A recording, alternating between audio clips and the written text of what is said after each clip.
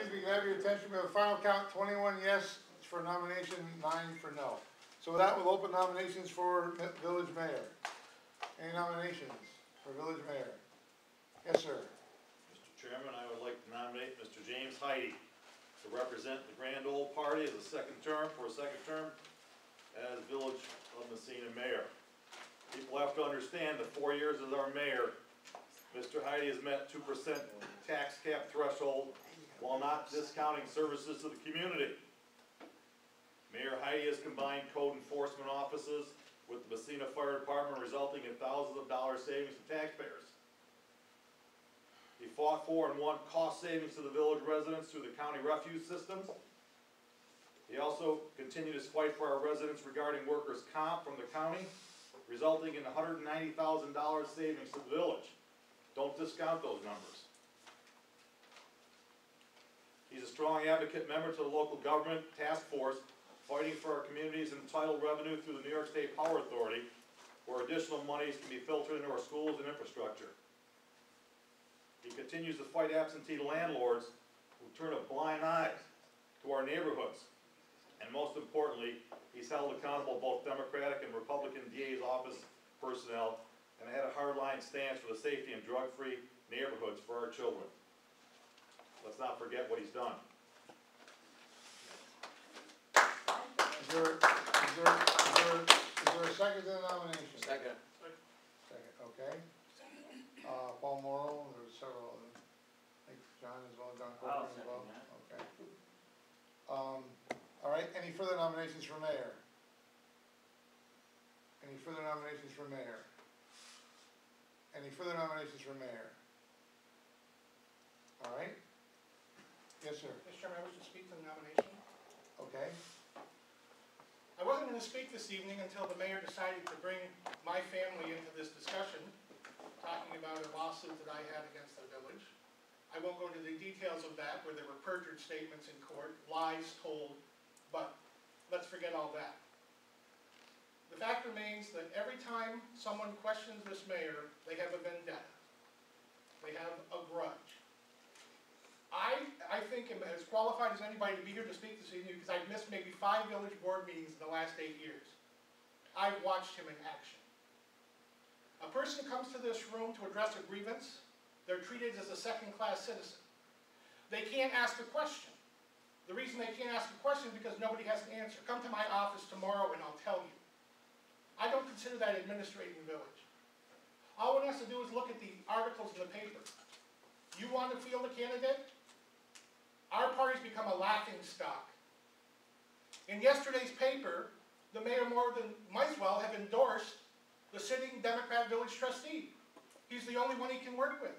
Yet he touts himself as this wonderful Republican. Let's be honest. We've all seen what happens.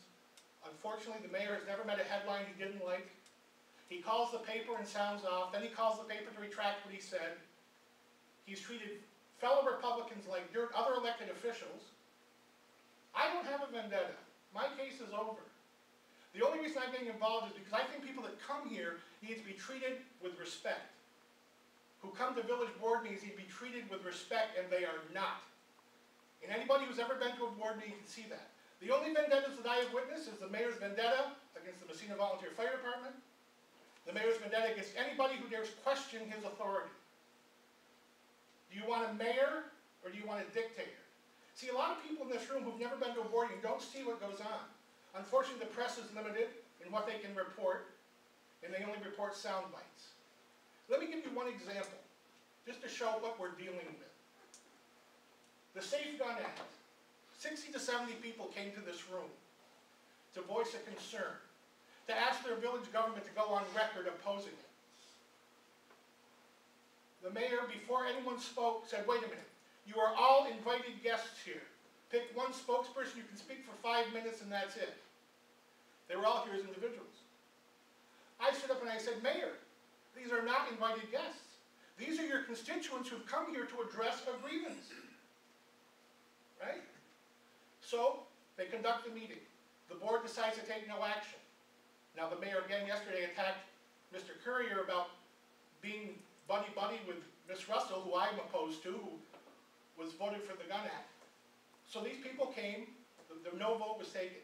So their business is over, they get up as a group to leave, and the mayor from that chair says, goodbye my bosses, like a child. Totally untrue. Like a child. Totally true. This gentleman probably That's has a a lie. recording of it still. That's an It is absolute- not a lie. I you can are a bring you liar. 60 people. You are a to liar, verify Mr. it. Gray. Okay, we don't need You that. are I a have the liar. floor. Do I have You the are a floor? liar, Mr. Gray. Do I have the floor? You are a liar. Okay. Wrap up, yeah, finish up. Okay, so I'm just telling you, you haven't witnessed what I've witnessed, or what the handful of people who come to these board meetings have witnessed. And I know that there have been trustees who've been embarrassed by the behavior. And I think it has to stop. Fielding a candidate for the sake of fielding a candidate is not democracy, right? That's just going through the motions. And again, I think it will continue to make us a laughingstock. Mr. Gray, Chairman, I'd like to address this, please. Okay. Well, I'll tell you what, I can answer this stuff, okay?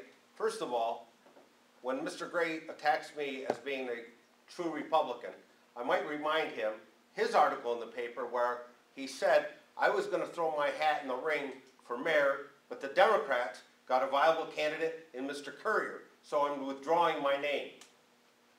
Okay? That's fine.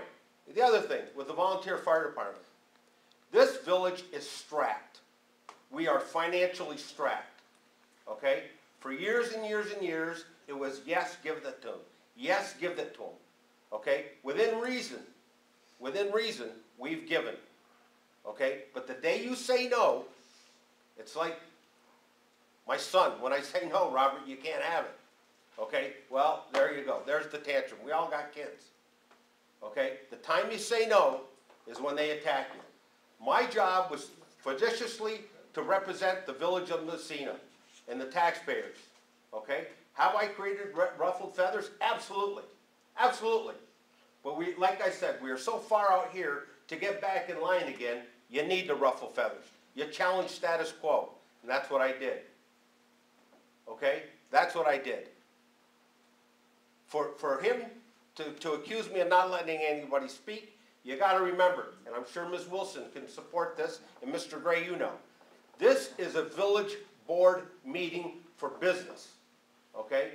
They are invited guests. They're invited to watch the village board conduct business. NICOM, the state of New York, says you can allow people to comment. It's a comment period only.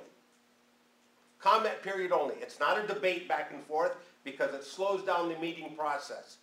If you want answers, I can't give you answers to every question you got up there. Come to my office and I'll give you a more educated question. We can ask questions all night long. I don't have the answers to them. So you're invited to come to, I've always had an open door policy to anybody, and people use it. Okay? So that's the reason for that. And Mr. Gray can tell you, these are business meetings open to the public. Not public meetings open for business. I give people 5 minutes to speak, and when I asked if everybody was in the same group as Mr. Gray was, the gun person there, rather than have 20 people saying the same thing, we had one spokesman. That's what you do to keep the meeting going. Total fabrication. The man's very eloquent. Very eloquent. But I'm going to tell you, there's no truth to it. Point of clarification, the other Mr. Gray he's talking about is not related to No. And Will Gray's from, I think, Brazier now. Okay, if we have no other nominations, we've got a paper ballot, right? No, she's got some of those printed up, I think, for the offices we printed them out.